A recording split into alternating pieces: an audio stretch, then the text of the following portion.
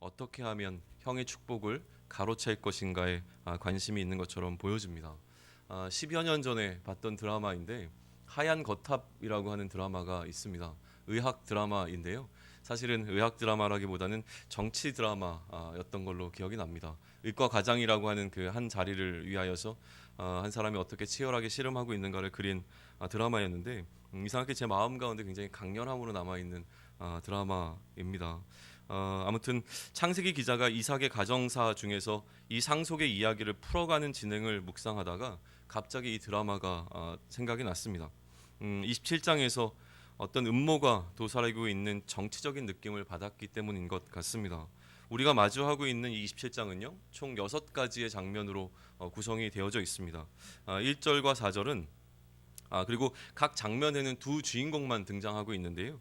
1절에서 4절은 이삭과 에서가 등장하고 5절에서 17절은 리브가와 야곱이 그리고 18절과 29절은 이삭과 야곱이 30절과 40절은 이삭과 에서가 41절과 45절은 리브가와 야곱이 그리고 46절은 이삭과 리브가가 등장을 하는 장면으로 구성이 되어 있습니다. 더 재미있는 것은요. 이삭은 그의 사랑하는 에서를 2번 만났고 또 리브가는 그의 사랑하는 아들 야곱을 2번 만나고 있는 것으로 그려지고 있다고 하는 것이죠. 오늘 본문은 이삭과 에서가 2번째 만나는 장면입니다. 30절을 보시죠. 제가 읽습니다. 이삭이 야곱에게 축복하기를 마침에 야곱이 그의 아버지 이삭 앞에 나가자 곧 그의 형 에서가 사냥하여 돌아온지라. 타이밍에 관한 기록입니다. 야곱이 이삭에게 나갔던 시점은 사냥을 마치기에 상당히 이른 시점이었습니다. 그것은 우리가 어제 살펴보았던 본문 20절에 보면 이렇게 기록되어 있는데요. 이삭이 그의 아들, 그러니까 야곱이죠. 야곱에게 묻습니다. 내 아들아, 어떻게? 그러니까 에서로 착각했던 야곱에게 묻는 것이죠. 내 아들아, 내가 어떻게 이같이 속히 잡았느냐라고 이야기를 합니다. 그러자 이제 에서로 속이고 있는 야곱이 이야기하죠. 그가 이르되 아버지의 하나님 여호와께서 나로 순조롭게 만나게 하셨음이니이다. 사실 이거는 야곱이 둘러댄 거짓말이었습니다. 그런데요. 야곱이 아버지를 만난 시기가 사냥을 일반적으로 마치기에는 꽤 이른 시점이었다고 한다면 곧 돌아온 에서에 관한 이 30절의 기록은 실제로 에서도 사냥을 일찍 마쳤음을 기록하고 있는 겁니다. 그러니 만약에 에서가 조금만 더 사냥을 일찍 마치고 도착했더라면 아마도 이야기의 판도는 완전히 달라졌을 것입니다. 그러니까 창세기 기자는 이미 너무 늦어버린 상태에서 에서가 돌아온 것이 아니라 완전히 간발의 차이, 아주 안타까운 상황으로 이것을 그려내고 있다라고 하는 것이 느껴집니다. 야곱이 이삭과의 만남을 막 끝내고 나가자마자 에서가 바로 돌아온 장면처럼 기록하고 있는데요. 이런 간발의 차이는 이미 25장 25절에서 우리가 마주한 바 있습니다. 이렇게 기록되어 있습니다. 먼저 나온 자는 붉고 전신이 털옷 같아서 이름을 에서라 하였고 후에 나온 아우는 손으로 에서의 발꿈치를 잡았으므로 그 이름을 야곱이라 하였으며 리브가가 그들을 낳을 때에 이삭이 60세였더라. 순서가 강조되고 있는 것이죠. 먼저 누가 낳고 누가 나중인가에 관한 이야기입니다. 그리고 오늘 본문은 이 먼저 된 자가 나중되어지는 것에 관한 이야기를 하고 있는 것이죠. 우리는 에서가 도착하기 전에 야곱과 그의 아버지 사이에 어떠한 일이 있었는지 이미 알고 있습니다. 이 상황을 모르고 있는 것은 에서이죠. 그러니까 에서는 묵묵히 그가 해야 하는 일을 하고 있습니다. 31절인데요. 그가 별미를 만들어 아버지에게로 가지고 가서 이르되 아버지여 일어나서 아들이 사냥한 고기를 잡수시고 마음껏 내게 축복하소서. 에서가 이렇게 행동한 것에는 분명한 이유가 있었습니다. 4절에 아버지 이삭의 부탁과 약속이 있었기 때문인데요. 아버지께서 내가 즐기는 별미를 만들어 달라고 부탁했고 그리고 나서 내가 죽기 전에 내게 마음껏 축복하게 하라고 하는 약속이 담겨있는 부탁을 그의 아들 에서에게 주었기 때문입니다. 그러니까 별미라는 아버지의 부탁을 들어주고 있는 에서에게는 축복에 대한 기대감이 함께 있었습니다. 그런데 아버지의 반응은 그가 기대했던 기대와는 사뭇 달랐습니다. 32절인데요. 그의 아버지 이삭이 그에게 이르되 너는 누구냐? 그가 대답하되 나는 아버지의 아들 곧 아버지의 맏아들 에서로소이다. 앞서 별미와 축복에 대한 대화는 이삭과 에서만의 사적인 대화였습니다. 이삭가 에서에게 특별히 부탁한 부탁이었는데요. 에서가 아버지에게 별미를 들고 왔을 때 평소의 아버지라면 그가 누구인지 대번에 알았어야만 했을 것입니다. 그런데 혼란이 일어나고 있는 것이죠. 33절인데요. 이삭이 심히 크게 떨며 이르되 그러면 사냥한 고기를 내게 가져온 자가 누구냐? 내가 오기 전에 내가 다 먹고 그를 위하여 축복하였은즉 그가 반드시 복을 받을 것이라.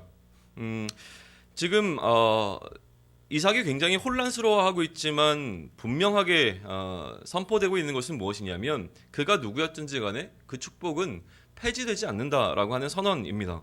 그러니까 무효 선언을 하면 될 것이었습니다. 에서가 에서라고 착각했던 야곱에게 주었던 그 축복을 무효화시키면 되는데 속여서 얻은 것이라고 할지라도 무효화되지 않음에 관한 이야기를 좀 하고 있습니다.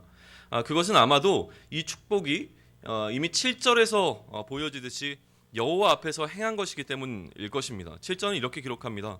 나를 위하여 사냥하여 가져다가 별미를 만들어 내가 먹게 하여 죽기 전에 여호와 앞에서 내게 축복하게 하라 하셨으니 라고 되어 있습니다. 여호와 앞에서 축복한 축복이라고 하는 것이죠. 34절은 에서의 반응을 기록해냅니다. 34절인데요. 에서가 그의 아버지의 말을 듣고 소리내어 울며 아버지에게 이르되 내 아버지여 내게 축복하소서 내게도 그리하소서. 이 소리내어 울며라고 하는 이 말의 원어적인 의미는 무엇이냐면요.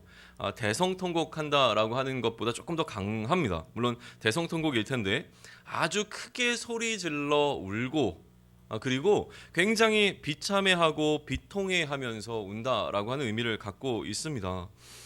지금 에서는 너무나 슬피 울고 있는 것이죠. 그리고 이어지는 에서가 아버지를 향한 간구는 굉장한 측은함이 느껴집니다. 뭐라고 얘기합니까? 아버지 내게도 축복해 주세요.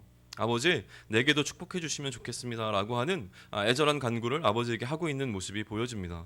그러나 아무것도 줄 것이 없었던 아버지는 그 사랑하는 아들 에서에게 자신이 놓여있는 또 아들이 놓여있는 상황에 대한 설명만 할 수밖에 없었습니다. 그가 설명하고 있는 상황 설명은 35절입니다. 이삭이 이르되 내 아우가 와서 속여 내 복을 빼앗았도다. 속임이라는 주제가 이 대화 속에서 좀 강조되고 있습니다. 야곱이 속였다는 것은 분명합니다.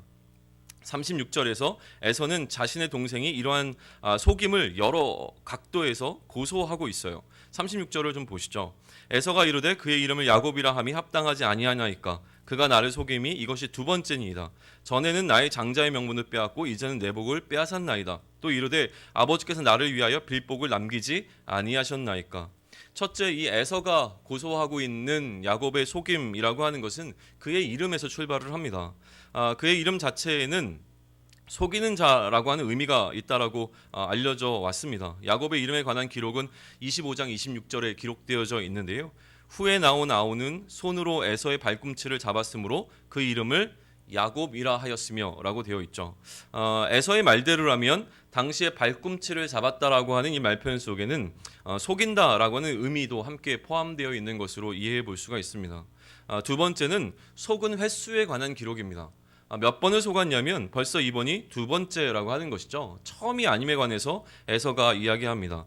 세 번째는 이 속임을 통하여서 자신이 잃어버린 것에 관한 이야기를 합니다. 첫 번째 잃어버린 것은 장자권이었고 두 번째는 축복까지도 잃어버렸다라고 이야기를 합니다. 에서는 이것을 빼앗겼다고 인식하고 있는 것이 중요합니다.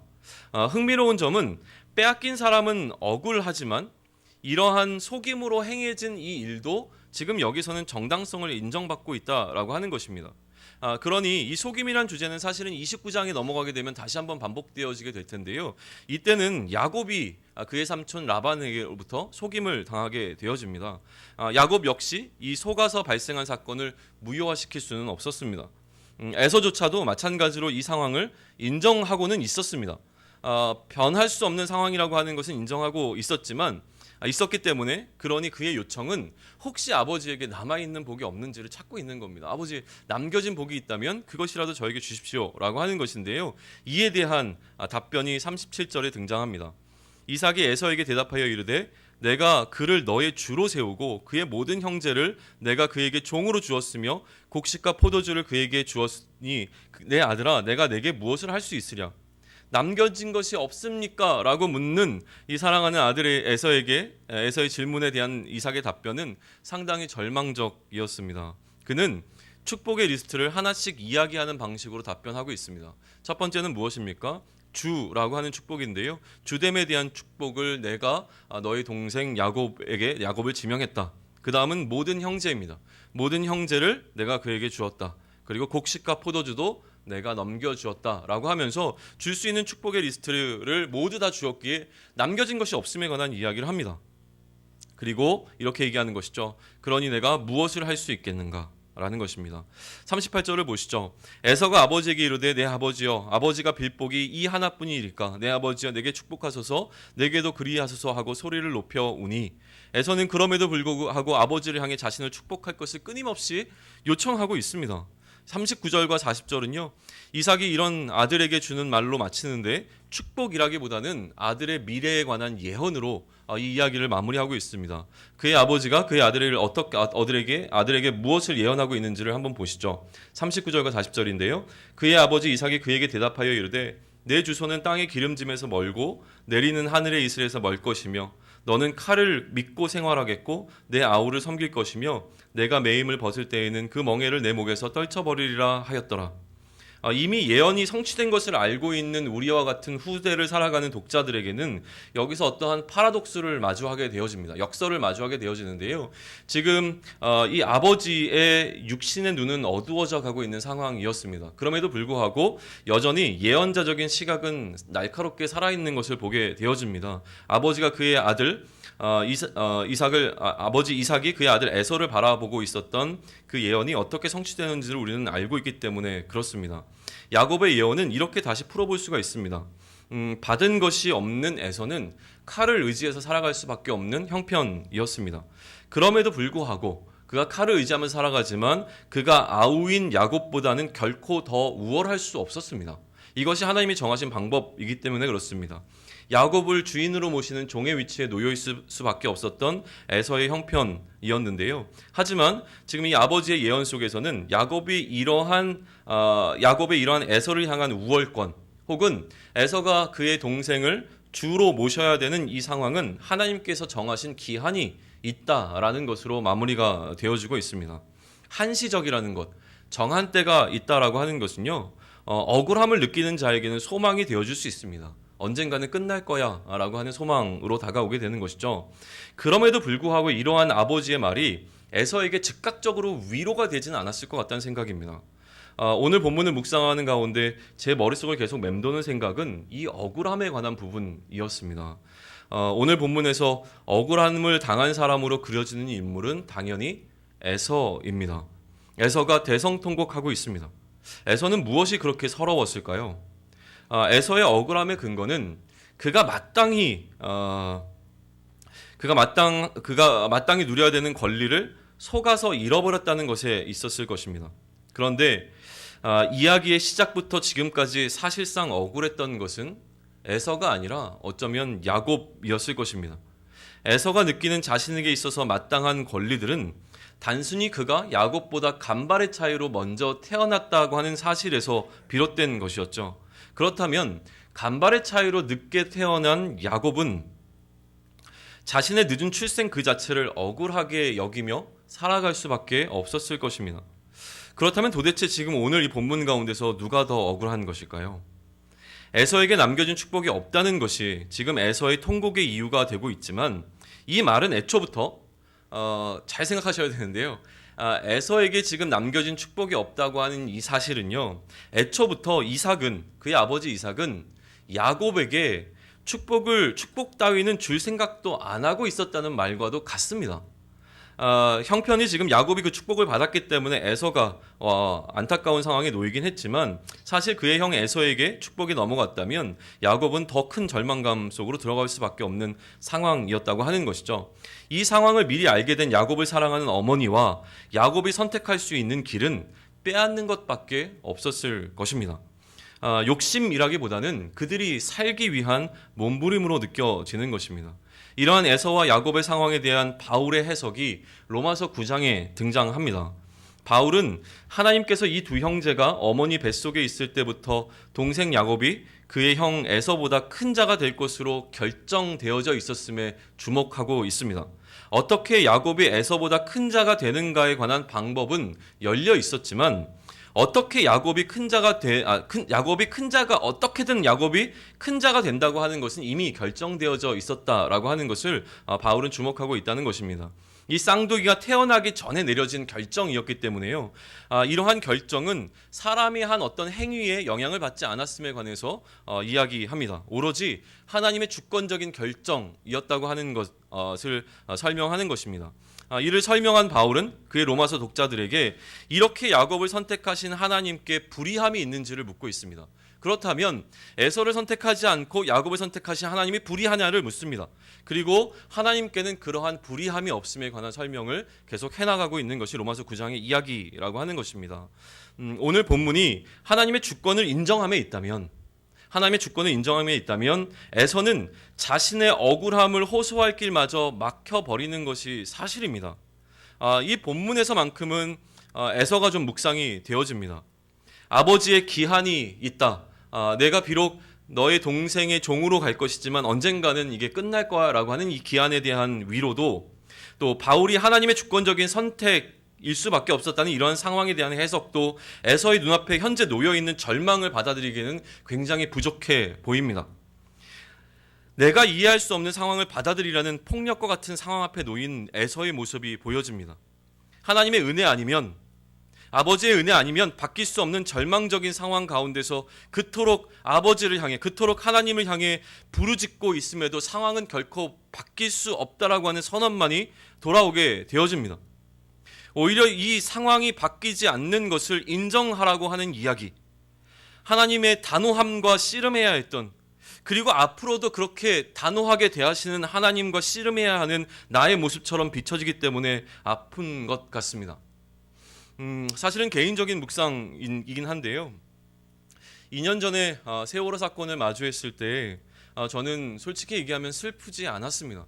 제가 슬퍼하지 않는 저의 모습 때문에 굉장히 괴로워했던 기억이 떠오릅니다. 팽목항에 갈 수도 없었습니다. 이 상황을 어떻게 받아들여야 할지 정리가 저에게는 되지 않았었고요. 그렇기 때문에 어떻게 보면 외면하고 살아왔는지 모르겠습니다. 그런데 이 에서의 이야기를 묵상하는 가운데 저의 마음 가운데는 오히려 이제는 다녀올 수 있을 것 같다라고 하는 마음을 주셨습니다. 차오르는 어떤 죽음의 공포 앞에서 하나님께 부르짖어도 해결되지 않는 상황을 마주했을 아이들의 희망 없는 절망을 오늘 본문을 통해서 보게 되어진 것 같습니다. 어떠한 말도, 어떠한 위로도, 어떠한 설명으로도 아직도 이 상황을 받아들이고 이해할 수는 없을 것 같습니다. 그런데 오늘 본문을 통해 제가 깨달은 것은 결코 이해할 수 없다는 것입니다. 에서를 선택하지 않으신 하나님을 향해 불의하다 말할 수 없듯이 세월호를 놓고 하나님을 불의하다고 말할 수 없음은 분명합니다. 그러나 에서의 억울함과 같이 우리에게도 하나님을 향한 서운함과 억울함이 있습니다. 한편으로는 하나님의 크심을 인정하고 우리의 생각의 범주를 넘어서 일하시는 하나님을 인정해야 하지만, 한편으로는 그렇기 때문에 에서에게 이 상황을 받아들이라고 말하는 것이 아니라 그의 고통이 얼마나 고통스러운지를 이해해주고 인정해주는 것이 필요함을 알게 된 것입니다. 주변에 하나님의 뜻을 알지 못해서, 받아들이지 못해서 힘들어하는 우는 자들과 함께 울 수 있으면 좋겠다는 생각을 했던 본문이었습니다. 같이 기도하겠습니다. 하나님, 오늘 우리 앞에 놓여있는 상황을 마주합니다. 물론 에서에게 많은 잘못이 있었는 줄로 압니다. 그러나 에서가 어떠한 행위를 하기 이전부터 하나님께서는 야곱을 세우고자 하는 계획이 있었음을 우리는 또한 알고 있습니다. 그러니 하나님, 이 상황을 어떻게 받아들여야 되는지 우리 가운데는 이삭이 느꼈을 혼란만큼이나 큰 혼란들이 찾아옵니다. 우리 앞에 놓여있는 절망적인 상황 가운데서 아무리 하나님께 부르짖어도 하나님께 결정된 상황이 있기 때문에 순종하라고 말씀하시면 우리가 어떻게 해야 될지 혼란스러운 것이 사실입니다. 그럼에도 불구하고 우리가 하나님을 이해할 수 없음을 인정하며 나아갑니다. 인정할 수 없기에 이해하기 위해서 몸부림치는 것이 아니라 이 상황을 받아들이며 이 상황 가운데서 내가 무엇을 해야 할지를 바라봅니다. 이해할 수 없는 사람들과 이해할 수 없음에 관한 이야기를 나누며 그들의 마음과 공감되어지는 것, 그것 하나만으로도 하나님께서 우리를 향하여 우는 자들과 함께 울라고 하신 그 말의 그 참된 의미가 아닐까를 묵상하며 나아갑니다. 하나님, 이 땅을 살아가면서 나뿐만이 아니라 우리 주변에서 힘들어하고 있고 하나님의 뜻을 분별하기 위하여서 애쓰고 씨름하는 자들과 함께 씨름할 수 있게 하시고 그들과 함께 기뻐하며 함께 울 수 있는 공동체를 이뤄나갈 수 있는 하나님 그 힘을 우리에게 허락하여 주시옵소서. 그러므로 우리 앞에 어떠한 상황이 놓여 있다고 할지라도 하나님께 주신 지혜로 말미암아 그 상황을 뚫고 나갈 수 있는 힘과 담력을 허락하여 주시옵소서. 이 모든 말씀 우리 주 예수 그리스도의 이름으로 기도드렸사옵나이다. 아멘. 하늘에 계신 우리 아버지여